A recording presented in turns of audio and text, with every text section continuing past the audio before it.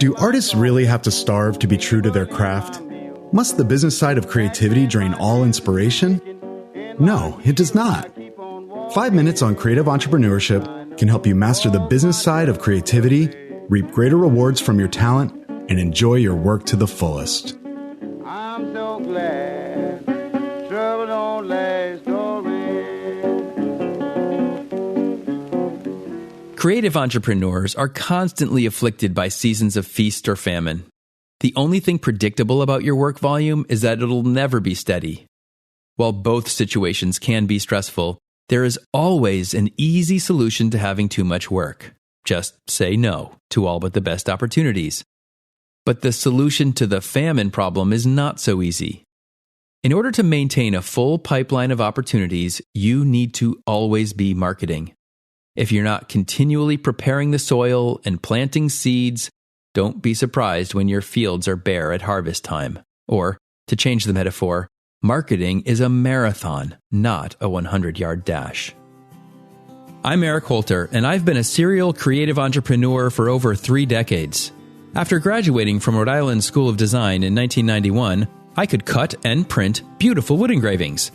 But I had no idea how to run a business. They just don't teach enough about business in art school. Creatives love to lose themselves in their work.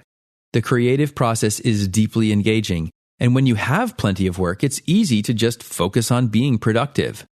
But as a creative entrepreneur, you can't afford to get so engrossed in your work that you neglect the fundamental business discipline of marketing.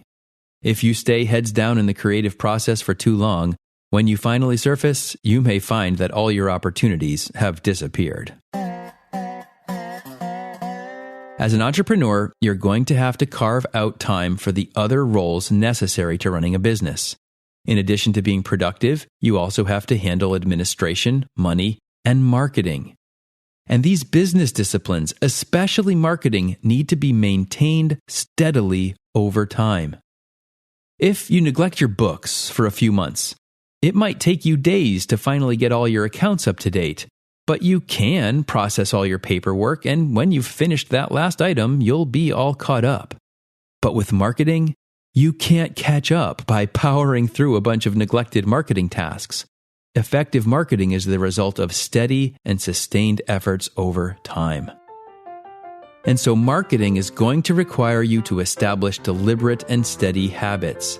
You need to carve out time to drop 1 or 2 thoughtful posts each and every month.